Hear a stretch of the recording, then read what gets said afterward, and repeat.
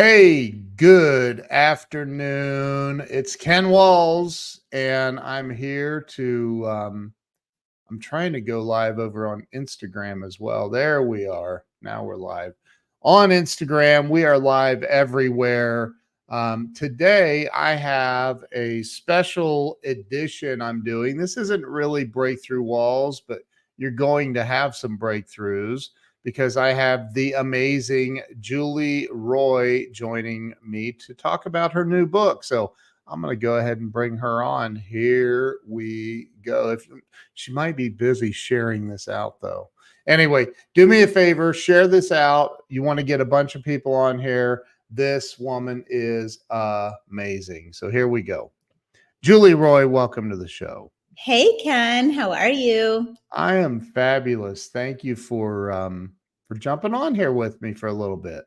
Awesome. I'm still trying to figure out how to do my edition of you on my Facebook. So I'm just going to smile here, chatting with you, trying to figure this out. Just refresh my page. You'll see the video down there, and underneath it, click share. Yeah, so I did. And there I am. Awesome. Okay, here we go. So we will share that. Oh, that's so funny. Our peeps can see that. And then do you need me to share that on Insta too, or how? Nah, you don't need to right now. It's okay. Perfect. Okay. So it should be working. Good. So Julie, you were on my show, I don't know, a couple, 2-3 months ago, I think. I don't remember exactly when it was, but it was about 2 months ago, wasn't it? Yeah, I think so. Not long ago. Yeah. Mm-hmm. And today is a huge day for you because today you have now become a published author. You want to show everybody your book? Look at that. The Multi-Million Dollar Mompreneur. Hold it back up again so I can see the subtitle. Your Guide to Business Mastery, Uncommon Freedom, and Legacy Wealth. There we go. So congratulations to you for the new book. Why don't we talk about, I really want people to understand, because I understand where you come from and where you've been, but I'm not sure that everybody watching knows where it all started for you. I mean, you have not always been a multi-millionaire mompreneur. No, I sure have not been. Not the preneur part, none of it. So I started, oh goodness, well, it's about 30 years now. As crazy as that is. Yeah, I started my first entrepreneurial venture in the basement of my mom's house first. That kind of was even a prelude to the basement of the church. But so I was working in a Montessori preschool, just teaching before and after school while I was trying to get a law degree, which I later dropped. But anyway, so I was working and I fell in love with the Montessori method. And I always loved kids and just the learning and everything that was happening in there. I was like, absolutely, if I ever have kids, my kids are going to Montessori. Like that was it. I was like, I love it. And then as I started working, I became an assistant, a teacher. I started to do the tours. I started to take on administrative duties. And I was like, I love this and I want to do this for the rest of my life. Against all the advice, right? Against all the advice of people saying, don't quit law school. You're not going to make any money as a teacher, blah, blah, blah, blah, blah. Anyhow, I was like, I don't care. I want to do what I love for the rest of my life. And so I took the leap. The Montessori school that I was working at in the summertime, Ken, they didn't have anywhere for the kids to go because they closed in the summer. So I was like, bing, entrepreneurial thoughts. So I had them come to my mom's house and I literally did a makeshift classroom in the basement of her house. And we lived in a middle to lower income. These kids had money. They came from different backgrounds than us. And so their parents all brought them to my mom's house. We're super excited that I was going to offer this program. Ken, it went so far as like the backyard, we had a public park and a cemetery. And we used to take the kids to recess. Like that was our recess. We used to have them outside in this public park. And I think I had initially, I think it was 9 kiddos. And then we ended up with like about 13 who followed me to the Wow. church. But yeah, so we started, my mom's basement started with just dollar store items. I made a lot of the materials. Wow. Yeah. And then when I got the idea of moving it into like, well, when my mom was like, that's enough kids in our house. We need to find somewhere for you to do this, not here. And so I ended up getting a loan. I was like, I had no money. I came back from Europe. I was super broke. I owed my mom money, like, all the things you do when you're Yeah. a college student. Yeah. And I went looking for money and was like, where am I going to find money to do this? I need to have a startup loan. And, no one gives you money when you don't have any money. That's just how stuff works in the world. Yeah. When you have money, everyone's like, I don't even know how many credit cards a day. Like, do you want to apply for this, apply for that? I'm like, man, Yeah. if I only had one of those back then, Right. like literally zero credit score, probably like terrible. Right. So, so I ended up reading the newspaper. I always read the newspaper. It was the thing I did back. That can age me right there. But Right. so I was reading the newspaper and I was reading the classifieds because I used to look for whatever jobs I could find to add into my continue my income pile. And I saw this thing that said business credit available, call da da da da da. I'm like, this is perfect. This is what I need. So I called and he was like, yeah, come and meet me downtown. We have a very small office downtown. And I was like, okay, this sounds a little sketch, but at this point, what's my options? So scrappy little hood girl goes down there. I brought my boyfriend, God. Bo, who's now my husband of 20 some years. But I was like, look, I think you should come. I'm not sure. Like, I'm a girl, you know what I mean? Going into this downtown, and there was like a sketchy address, like all the things. I was like, oh God, I don't know if even what this is going to be about. So he's like, okay. So we get there. It's like this burgundy crucky door that's like in an alley behind McDonald's in downtown Windsor. So if anyone knows where that is, my Canadian peeps on here, you know what I'm talking about. And I opened the door. It's like cricky. It had this like swingy lamp. Like think of like horror Stephen King entry, novels. Wow. And this crickety desk with him behind the desk. And he's like, sits us down, looks at Bo and says, like, he said, this is what we can offer you, blah, blah, blah. I was like, perfect. I only need 25 grand. I can set this up with 25 grand. I had researched how much materials would cost.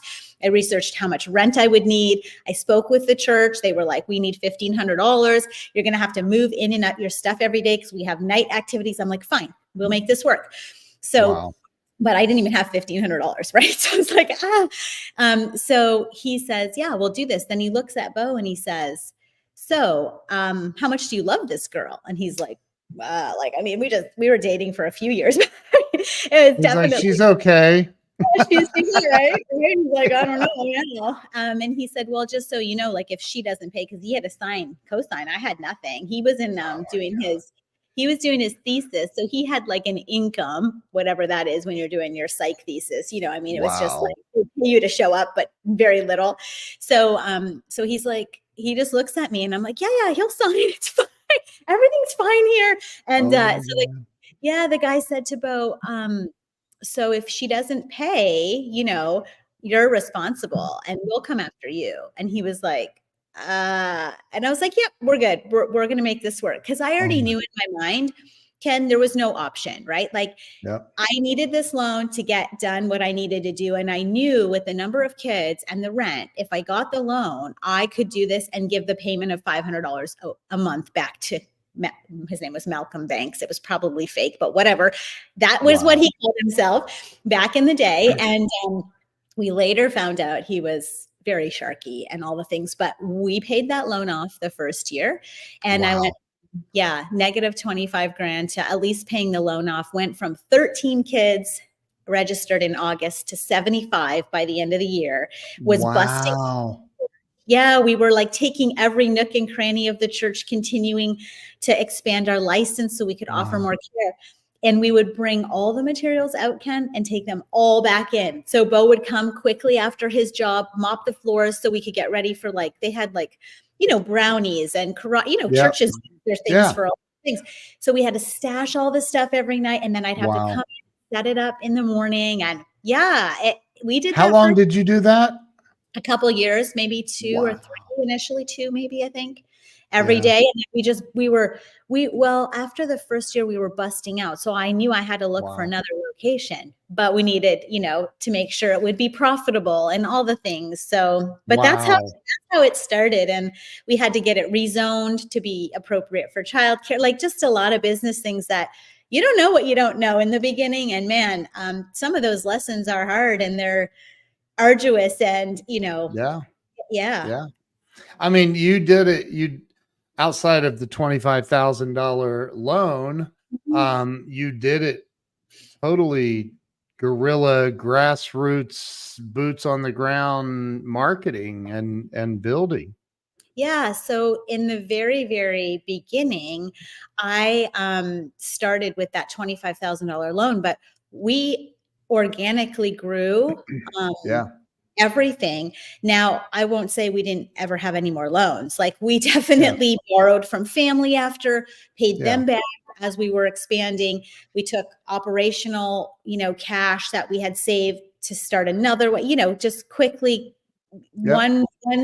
one building 1 hour at a time. Sometimes it Yep. was real tight.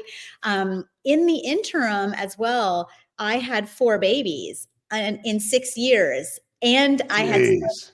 4 schools. So everyone would laugh and say, "Oh no, Julie's having another baby because we're starting another school." And literally every time I had a school, I was Wow. pregnant. So it was, yeah. So it was, Bo needs to settle down.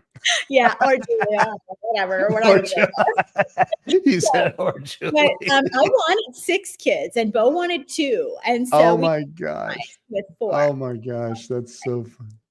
That Yeah. is hilarious. So, hold your book up again for everybody watching. So she just released this today, and it's the Multi-Million Dollar Mompreneur. So Julie, let me ask you this. Mhm. I've written several books. I help people with their books. I've done all kinds of, books with people. And I always ask, like, what's your reason for wanting to write this book? What's your why? Because most people don't get rich off of book sales, right? So what's your why? What's the reason that you wanted to write this book? What's the message? And I'm giving you full screen for this. What's the message that you want to send out to everybody that reads it? So there's a few things in the book that I really wanted people to know about, but mainly, honestly, Ken, I want to create inspiration for folks that are thinking about becoming entrepreneurial. I want to give them some really great examples of things we did really well, and then we did some, I want to give them some examples of things we we really didn't do well, and I really wanted them to have the information that I didn't have when I could have used it. So Mm, I think it's really important to have mentorship and to, if you can, compress timelines in business by not yeah. making, really hard mistakes that can put you back, quite a bit, money, time, all the things. And so I just really wanted, especially in this next half of my life, like I just turned 50 in December. So it's been a really big, I know it's just a number, but for me, I'm halfway, right? Because I'm living to Yeah. 100. I'm halfway to what I have to offer the world. And so the next half, I really wanted it to be focused on my generosity, creating abundance for me, but also for others. I want to make sure the information goes out to folks. I want to make sure that I can help other people. I really, truly believe that what I've done wasn't only for me, it was to show others that they could do it. I mean, I came from a single mom, she worked a ton of jobs. We didn't have a lot. We had to always work. My parents were both Italian immigrants, first generation. I was first generation. So I Wow. spoke Italian before I spoke English to my grandma. She didn't speak English for a while. Wow. And so, but their hard work and ethic and just the way that we were brought up to work hard meant you got things, right? Like if you worked, you Yep. got things. So for Yep. me, it was like, how much more work can I do? Because I want a lot of things. At that point, Right. that's I want to get out of this situation. I want to have this. I want to do like these other kids that I'm going to school with, or, whatever. And so I was the first, I believe I was the first generation millionaire in our family. Unless someone's not told me something I'm going to find out later. I don't know. Right. So far, yeah. So the purpose for the book came from, I think, a lot of things, but even just honoring my grandparents that, did that trek from Italy into Ellis Island to Detroit, Michigan, to Canada to provide the life that we have. We would not be here. We would be living a very different life in Europe. Yep. I don't know what that would look like, but super grateful, right, for the journey, for their journey. That's so awesome. Your story is so inspiring. I had a guy on my show yesterday who is an entrepreneur like you and me, and we talked. He's experienced massive success with this thing, but we were talking and just about how it can be really, really difficult to be an entrepreneur, but the payoff is incredible if you have the stick-to-itiveness, right? Were there times along the journey, because and I'm going to give a spoiler alert, you ended up selling that first company for 8 figures, right? Like it was, and for those of you that don't know what 8 figures is, it's more than 10 million. So less than 100 million. And less than 100 million, right? So you sold it for $99 million. I'm kidding. I'm totally kidding. But you sold it for, whatever, and probably left you feeling like, okay, wow, check this out. We just got this big old check or whatever. And talk about, though, the times before you sold it where you were like, there's no way I'm surviving. We're not going to make it. We're done. Because I've been there. Have you ever been there? Yeah, numerous times, Right. So a couple things I tell all entrepreneurs. I try to mentor folks as much as I can, especially when they ask me things when they're in those time periods, right? Yeah. The first thing I always tell entrepreneurs, or I share, is that your mindset will make or break your journey as an entrepreneur. I don't care what else happens, money, people, issues, staffing. If your mindset is not in the right place and you cannot focus on the wins that you have and the things that are happening that are good in your life, you can really get in a really bad place. So the first thing I say, like, we have to fix your mindset. That's the number one thing. So 100%, like Nick says, he's joining in here. Hi, Nick. It's really important for your mindset to be right in all areas of life, not just your business. So believing in yourself, number one, because there are lots of times where nobody else will be believing in you, and what you're focused on and what you think this goal or target needs to look like has to come from within. So I really I want to ask, and I know you're going down a road, but I'm going to stop you for a second because I want you to expand on that. I know so many people who they go through life smiling and doing the deal, just doing it, they're reacting to life. Yeah. What about the people who maybe were severely abused, or they were made fun of because they were too short, or they were too tall, or they were too fat, or they were too skinny, or too whatever? What about all the people who don't believe in themselves because they're still believing in that story? How do you help them, or can you? So I was probably called all those things, including least likely to succeed, for real. I'm not even kidding. I probably have gone through that gamut in my life at some point. Puberty, high school, young. Italians are really, really straightforward. They're going to say stuff whether you like it or not. Oftentimes they think it's for your benefit. Sometimes it's hurtful. My grandpa was very straight all the time and just said stuff. A lot of it was great. Some of it was, had a little stinger, but it made me who I am. And I really believe that it's what you do with the information, and so if something has hurt you in the past, first of all, I don't live in the past. It's a quick, and there's a rear view window, and there's how big the front windshield is. I don't look at little tiny rear view mirror. It has nothing to do with who I am today or who I will be. And so I think you have to erase that little rear view mirror. It's not functioning for me. I don't look at that. And I honestly take anything that was an adversity in my life. I have taken it, embraced it, and made the change. So it's never an issue for me or my kids again.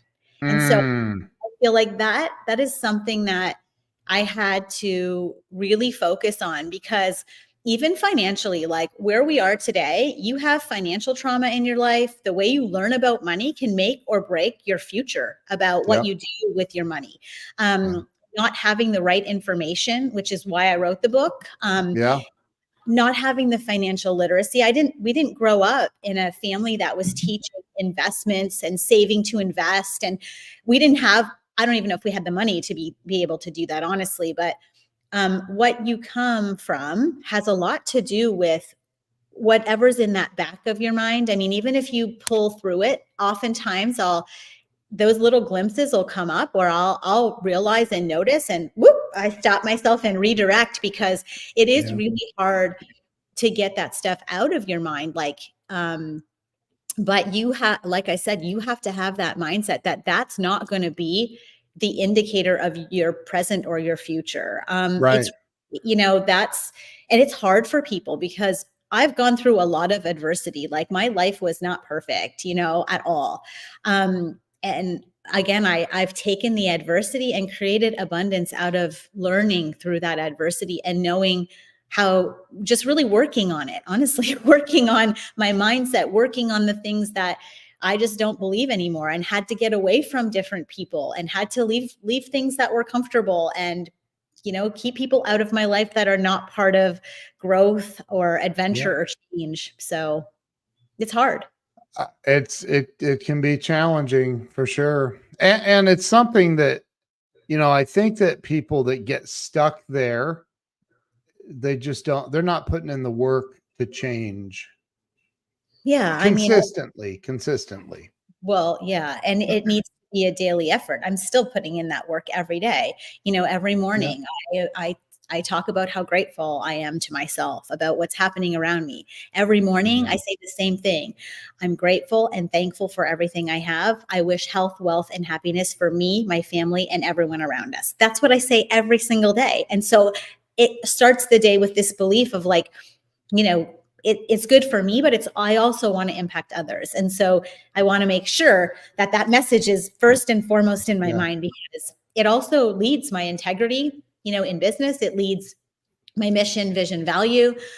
We have family mission, vision, value. I think I showed you before. You can see it at the door there, that black plaque when you walk in the front door.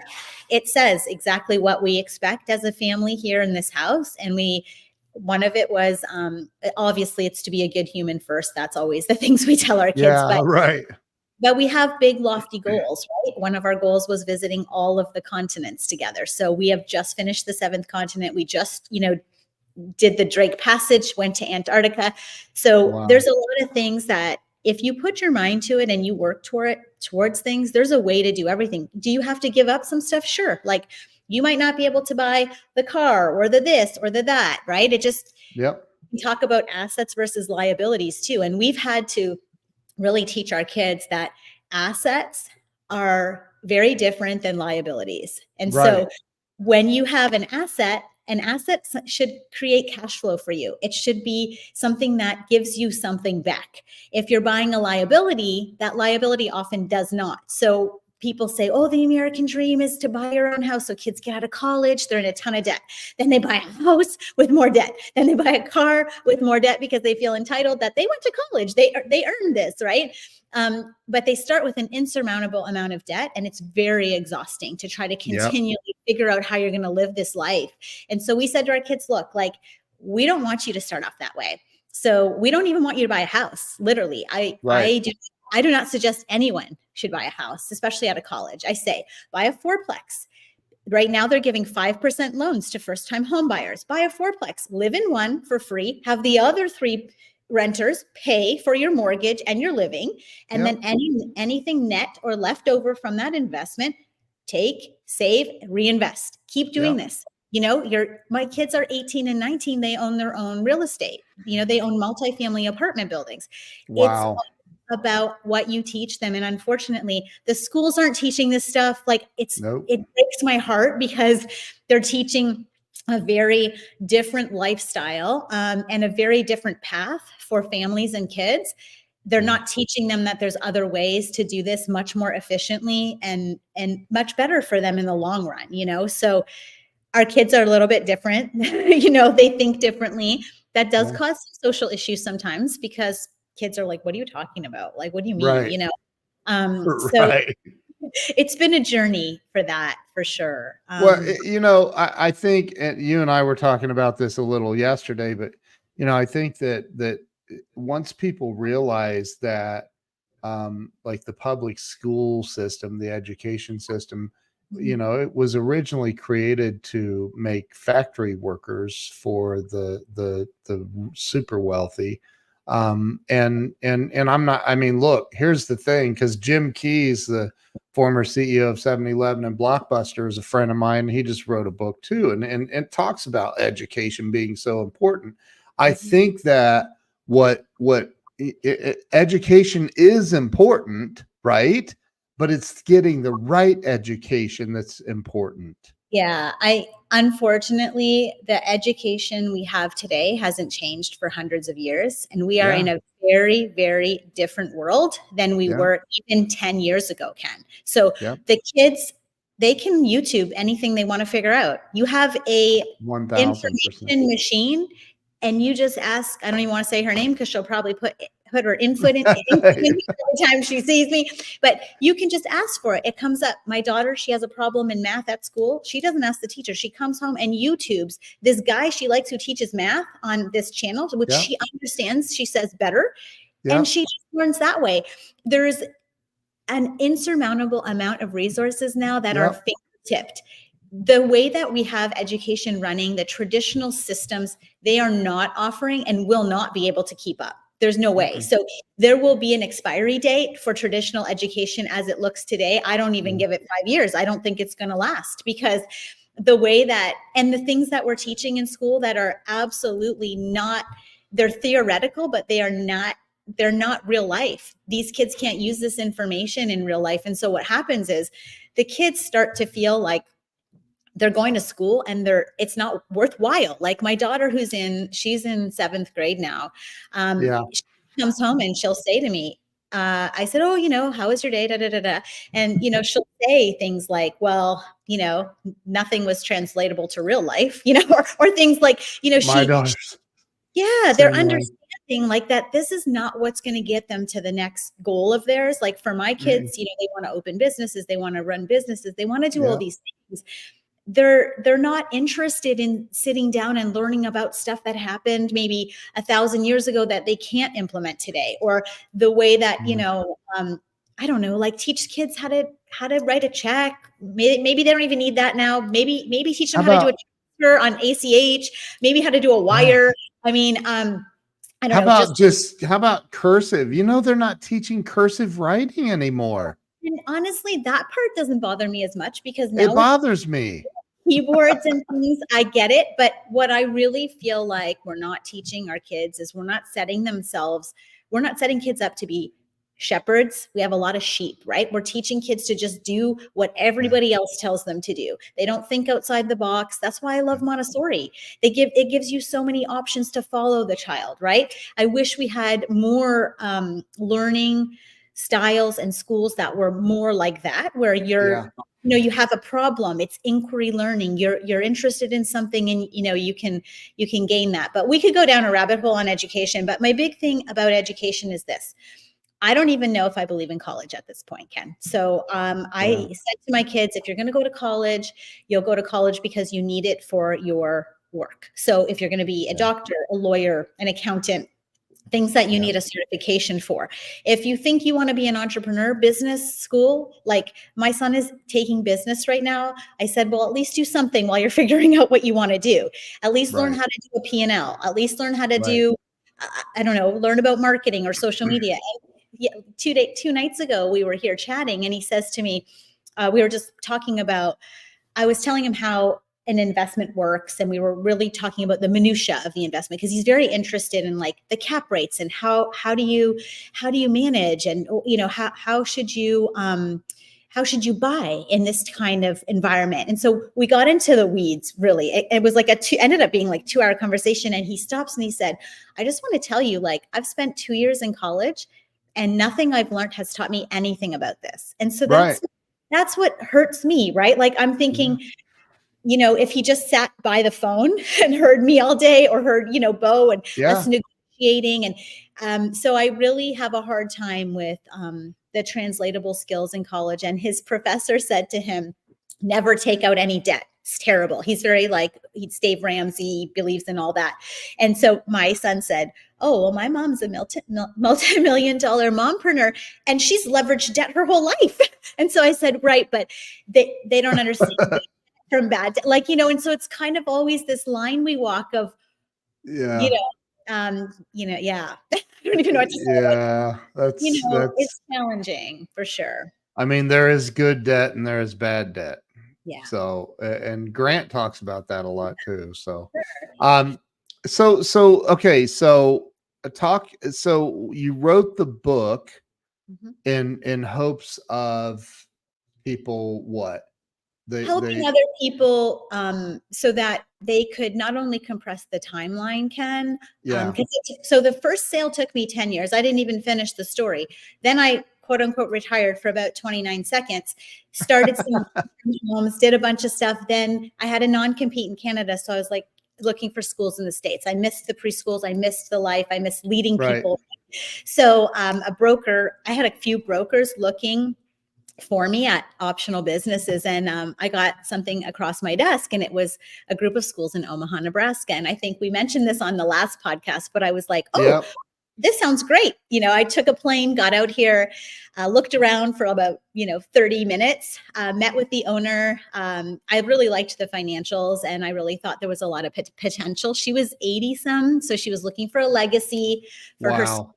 Yeah, I fell in love with the idea, right, of really helping these schools catapult into a different dimension. And Omaha was really a sweet town. I thought it's a city, I guess, but it had that smaller town feel. People seemed to be really nice. And so I was like, oh, I'm going to do this. So I came home and told my husband, and we called it Oklahoma for 6 months because I'm Canadian. I had no idea that was separate, but anyway, we know now. But I commuted every Monday through Thursday, left 4 kids at home. Bo was running a big practice, and I was going back and forth. And I did that for about 2 years. And then, so the first set took me 10 years to build. And then we sold to private equity in 2011. The second set I started over here in 2019. By 2021, we had offers of private equity when I was opening what I thought would be the last school in Omaha, because we were kind of infiltrating the market at that time. It was the 10th school. It was kind of like a passion project. It happened during COVID. It was this big, beautiful alumni house. It looked like Hogwarts. It was incredible. I was like, this is going to be my hurrah, right? And literally finished that school May 1st, May 28th, sold to private equity. And so took the sale. I sold all the schools to private equity. In combination, I had them sign a triple net lease. So for 15 years. And now, of course, this is a company that has a lot more clout than I did as a private owner.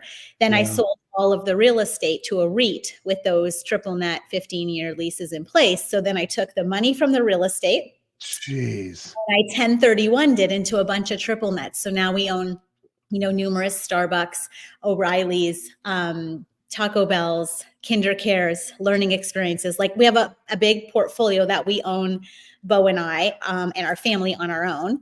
And then, and so we live 100% passively off the income of that rent. And then then we got a big tax bill, because I didn't know, that you could get a tax bill from passive income. So then we got this. Oh my gosh. Or we were alerted we were going to have a big tax bill. And I was like, oh no, we need to fix this. So then I found Grant. Obviously, I've followed him for a long time, Grant Cardone. I'm a one-on-one student of his. So I pay a lot of money for really great mentorships, to cut through all the minutia. But more than that, we started buying apartment buildings because it offered bonus depreciation, so we could eradicate all the tax that we were bringing in from the passive income. So now we live passive income, tax-free. And I was like, oh, and so whatever the net is, we kind of just keep cycling into new and more real estate. And then people were like, Julie, I want to join you. How can I buy stuff with you guys? And so the multifamily, I'm not an expert in, but I loved the idea of the eradication of tax. So I often will co-GP with a strong operator that's usually vertically integrated with property management. And then I started a small boutique real estate investment syndication firm where we'll bring in really good friends, family, investors that want to be in with us. It's small. We usually do 15 to 30 investors a deal. And they buy Starbucks with us and all kinds of stuff. And so for the past 2 years, because the debt market has been what it is, we've been buying cash. So our folks make cash flow and passive income day one. So that's sort of where we're focused on the real estate side. And then I decided to add a little bit of business coaching for a high level group. I said, I'm only going to take 12 companies. So 24 folks follow us on the Wealth Masters coaching side. I do that for a very small amount of folks that want to just increase their legacy wealth, learn all the things we learned from $300,000 of coaching, and they can learn it for, 30 grand instead. So we take a very small portion of folks to be able to do that with, because I really want to be intimate with them. They have one-on-one with me. We have monthly meetings, but they also have access to me for anything. So I help them analyze deals. I help them grow their portfolio. I just want to help people. I don't know if you've heard that, sort of for the past 10 minutes, but it fills my bucket, and I love to see people succeed around me. And I just love the idea of, I've been able to have a lot of freedom since my sales. And so the ability for me, we kind of talk about something called return on life, right? I'm kind of done with return on investment. It's great. And I'm always entrepreneurial. So that's never going to go away. Like, I'm always looking for the next thing I'm going to do. I'm looking at business. My husband's like, just chill out, girl. Like, celebrate the moment, right? Like today, he's like, celebrate, you wrote this book. It's great. And I'm like, I'm thinking about writing this other book. He's like, Julie, 5 seconds. Just say, like, just enjoy the like, congrats. Let's go for dinner. And I was like, well, no, I have a life tonight. I can't, he's like, for real. So anyway, oh my gosh. So return on life, though, it's about no longer just about the financial return on our investment. It has to be about, how are we growing other people? What is this doing for us personally, professionally, as a family? If we're giving up time to do this, then we're saying no to this. So this has to be really, really intentional. And we've always been intentional about our time, but I feel like with this new return on life concept that we've got, it's been even more just a dedication to all the things return on life. So it's amazing. Since I just looked on your website and I don't see your book on your website. Yeah, it's going to be up there soon, but we do have a link to Amazon. It's up there today because the launch was today. We had a pre-sale, but today you actually can order it live. Yeah. So, what is there a special link you have redirected to Amazon? It's just like the Multi-Million Dollar Mompreneur. If you put it in the search, I have a direct link, but it's too long for social, it says. So I don't know. Okay. The Multi-Million Dollar Mompreneur. And then it's your guide to business mastery, uncommon freedom, and legacy wealth. I'm trying. Okay. So the multi-million dollar. Sorry, my computer is acting ridiculous. $1 million. Thank you. And because we're old, I'm gonna put it real close. Stop. We're not old. The multi-million dollar mompreneur. Okay. Yes. I'm gonna put just that up, and hopefully they can find it easily. Just go search Amazon for the multi-million dollar. You'll find it. You can also just search for Julie Roy, and it comes up that way too. Cool. Yeah. Yeah. So and I just this morning. It was posted like Australia picked it up and a bunch of other countries, which is Do you super. know that guy? I Michael just Bennett. Hi, Michael. Thanks. Michael was Grant's like top sales guy forever. Like Michael Awesome. Bonnet is the man. I love that dude. Michael, thanks for stopping by.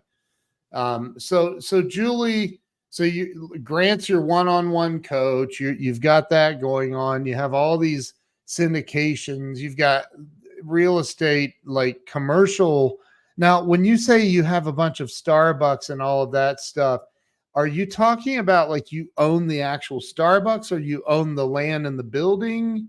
So all of the things I own are corporate entities. So when we buy triple net corporate entity leases. So we're basically buying the land and the building. So Starbucks will say, we have a new Starbucks coming up on 204th and Q. The developers will call me and say, hey, Jewel, are you interested in buying 204th and Q? And then I'm like, I look at everything, go through my checklist of whether or not it fits our avatar. And then I say, oh yeah, I love this. This is a mile from my house. And I go to the one across the street. I'll just go there and support my own tenants.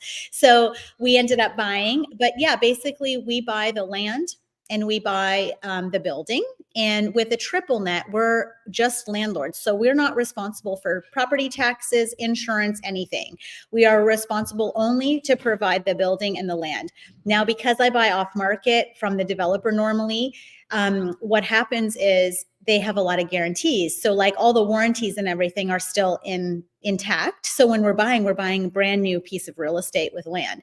We buy usually 10, 12, or 15 year base leases. So triple net base leases. So we know exactly what's coming in every month.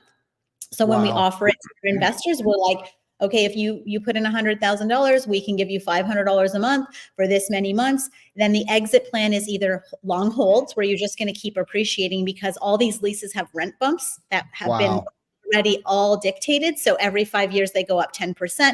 So you're combating inflation, you're combating anything. Again, we're buying cash, so there's no debt. We don't owe the bank anything. We have full decision-making like capabilities of what we want to do with these companies. And so we have full reign of like, hey, if we want to hold them for 15 years and everybody's happy because they're getting money and the money keeps increasing and their money is appreciating because the land and building, as you know, real estate just appreciates. If you keep it long enough, like Grant, as long as you don't sell it, if you're not forced to sell real estate, you'll always make money. It's when you're forced, if you're under a bank loan that's expiring or the rate cap is expiring, or so if you have more control over the properties, then it's fairly safe. I mean, unless Starbucks went under. So we have a corporate lease, which means even if they didn't like the location that we have anymore, they say, you know what, we don't like 204th and Q anymore. We're going to close that. They still have to pay me for the length of the base lease, no matter what.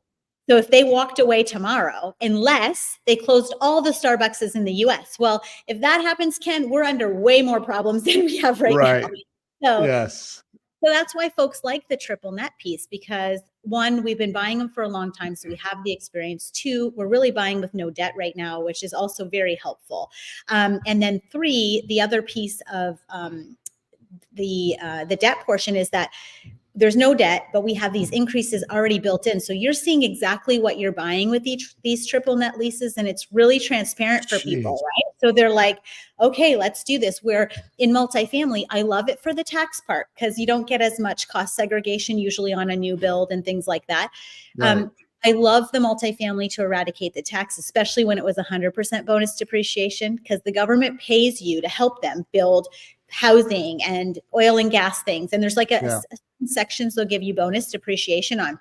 But the bonus depreciation right now is actually about 60%. So now we're kind of like at par with the triple net stuff. And it's so much safer in that sense. So if people are choosing, it also depends what your risk level is. What's your tolerance? Do you want monthly income or are you looking for a larger double multiple at the end of the play, right? So multifamily has a lot of things going on, a lot of expenses, a lot of things that go up and down and are changeable. With us, triple net, it's the same. Like you get the same rent every month. There's no change. So it doesn't matter what their income is or what they're making. You're going to get that base rent. So like, for example, a Starbucks, normally you'll get between $12,000 and $15,000 a month for rent. So that rent comes in debt free. Wow. So you're Wow. getting that right into the ACH. So today, actually, my whole phone just filled up with all the rents. And then tonight I go in and I just, figure out all the stuff that came in, and then it's in your ACH. And then for my investors, the ones we have with investors, that rent comes in, I take it, it goes through cash flow portal. It's already automatic. Everybody gets portioned out their owner percentage, and they just get it in their bank between now and the next 6 days. It usually takes anywhere from 2 to 4 days. Wow. And they get every month. And it doesn't change. If you get 502.11 a month, normally it's 502.11 a month, unless there's like, something that's wonky with the balance, but like it's by pennies, right? But you're getting the same thing every month. And so the predictability of that type of investment is really attractive for people, because anybody that's looking to replace an active income with a passive income, they want guaranteed income. Multifamily has less guarantees. There's times where we have to hold distributions because banks want more escrow. So you wait, and then maybe you catch up later in the year, but it's not as consistent. So people that don't want to live off their savings and they want to live off passive income, they need to know exactly what they're making every month. And so this is just a less risky. I'm not saying it's totally risk-free. It's less risky. It's more stabilized. It's more consistent. So people my age, honestly, people like us, they like more of that cash flow and income where, if you're younger, you have a little more time too to be much more risk, attracted, right? So I'm a little more risk averse. I'm a little more conventional, so especially with other people's money, I'm very, very risk averse. So even with our own, we have all of our money in every single deal that we do. So we're not just some, back in the corner. We're actually involved. So yeah. I like, Dominguez says, how do you get started in that? Also, how much is needed for the investment? So that was actually going to be a question kind of, is, I had this conversation the other day with somebody, and they said, oh my gosh, to get into real estate, you need so much money up front to even start. And I said, yeah, I don't have any myself. And I think, why? Like I should have real estate. What the heck am I doing? But like, how does somebody get started that doesn't have a bunch of money to get started? Sure. So there's a few things around that. So one, we had a large capital event. So we were forced to start into real estate because it was something we had to do. Yes. But my kids, who are young, 18 and 19, they own multifamily on their own now. And so a couple things you can do to start is, one, start making money. So whatever, in a W-2, in a business, whatever, you need to earn an income first. Yeah, right. Everyone forget this part. They're like, oh, how can I get to Z? So first, earn an income. Start. Create an income for yourself, whether that's through a business or a W-2. Really be intentional about the money you spend. Stop buying all the liabilities. Nobody cares what you have. No one's ever going to talk about it ever again. All the things that you think are important are not. You can start buying liabilities once your assets start creating passive income for you. Then you can buy your stuff from that passive income. The problem is people work and they spend money, and they work and they spend money, and they don't save. Now, I know that it's hard if you only have one income, and in today's, inflation and all the things, there's less money at the end of the day. The only way you can change your situation is increasing your top line. Like, everybody's worrying about the expenses and the bottom line. You can't change a lot of that stuff. You can't change what you pay for water. Well, you can't change what you pay for utilities. What you can do is get yourself some extra side jobs, increase that income level. If you want it bad enough, create more income. That's the only way you're going to have more money. We were kind of joking last night. I was talking to my mom. She was reading my book. I was like, okay, you're the first one. Give me the scoop, And so we were chatting. I said, one of the things that we were chatting about, she said, one of her friends had brought some ironing over. My mom's an awesome ironer. I cannot iron like my mom, but she's like, man, that could be an external source of income for me. Like, I'm like, I would give you all my ironing. I would pay you to do that. I pay other people, to come and help me with the house or whatever. And just being ingenuitive about creating alternative income streams, not just from a day job, right? And so, change your income level. That's the first thing you need to do. If you're if you're waiting in a job for your job to change your income level, you have a ceiling. Anybody that's working in a W-2, you have a ceiling. It's going to be a 2 to 3% income increase. we're inflating at 10 to 18%, folks. That is not going to keep up what you need or what you want. So you've got to add other things that make money, both passively and actively, to your life. You need to increase that top line. Then once you have money saved, you keep saving up little pots, then you start dumping that into investments. You start to buy real estates. If it's syndication first, then go for syndication, but choose the right syndicator. There's a lot of crappy folks out there. You have to be really sure you know, like, and trust them. You've seen a lot of things that they've done. You've seen how they act. You know their integrity. Just be really, really cautious about that. But getting started means increasing your income, and then secondarily saving, and then and thirdly or tertiarily investing that money. Stop buying stuff that's, not going to get you where you need to be. And the whole church stood up and said, amen. I mean, you're 1000% correct. I know you are. So, man, Julie, and for everybody watching, first off, let me give you full screen. I want you to hold your book up again. I'm so happy for you and excited about this. The Multi-Million Dollar Mompreneur, your guide to business mastery, uncommon freedom, and legacy wealth, written by the inimitable Julie Roy. And go grab a copy. Just go to Amazon and search for the Multi-Million Dollar Mompreneur, or go to Amazon and type in way shorter Julie Roy. It's a lot easier to type her name in than that book title, but you'll find it, and grab a copy of this book. And as a matter of fact, buy a couple of copies of it and give one away to somebody that you feel like needs some inspiration and guidance in their life and help in their life. So tonight at 6 coming up too, Ken. Mother's Day is coming up. Mother's Day is around the corner. There you go. Great Mother's Day gift.